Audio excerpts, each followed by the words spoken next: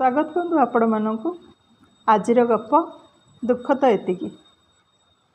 मामू को चली जा खबर पाई भुवनेश्वर जाऊँगी से स्टेशन ने ट्रेन को अपेक्षा। फेब्रुआरी मासर शीत राति तथापि बेस गहली अच्छी। निज गंतव्यस्थल जावाई प्रयास समस्तंकर। एमिति थंडारे कपे गरम कॉफी की चाह हेले केमिति हुअंता। ट्रेन आसबारे बेस विलंब अच्छी। कॉफी स्टल आड़ को आगेला से कॉफी बराद दे थरे दृष्टि पहरे आनला चारिपटे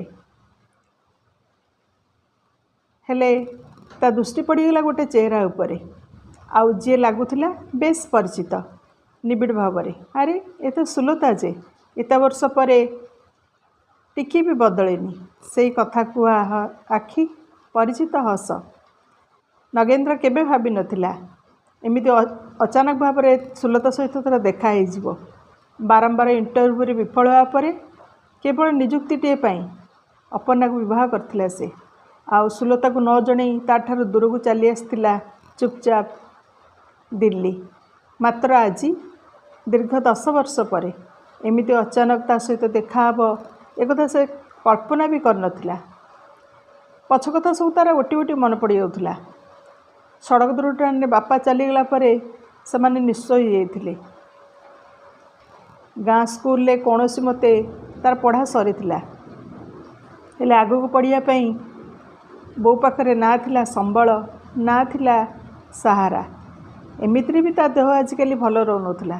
मानसिक चाप जोगु से भांगी पड़ता भितरे भितरे। यही समय मामू आसी ताकू सांगरे नहीं गले। सेठी भुवनेश्वर रे से विज्ञान रे नाम लिखेला आ कॉलेज रे देखा होइतिला सुलता सहित। मामू को ऊपर सब पैसा पे निर्भर करिया को नगेन्द्र को इच्छा होनुला। किसी गोटे करिया से चाहूला हेले मामू ताकू सब बारण करथिले। एठी तू पढ़िया को आसीचु पाठ पढ़ारे मन दे पढ़ा सरिले जाई जो कथा। एमिति रे तार बीएससी पढ़ा सरिला आ नगेन्द्र लगी पड़ा चाकरी संधान रे कारण से जानिथिला चाकरी तार निहाती दरकार।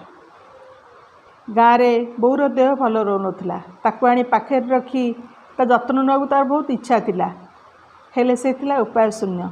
मामूंकर दुईटा पिला सीमित रोजगार तांको उपरे अधिका चाप पकई हैरान करवाटा ठीक भावु नथिला। से बेरोजगारी एक विराट समस्या।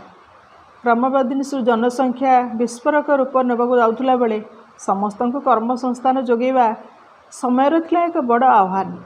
जो मानक घर आर्थिक अवस्था टिके स्वच्छल थिला से मानक कथा अलगा हेले निम्न मध्यवित्त परिवार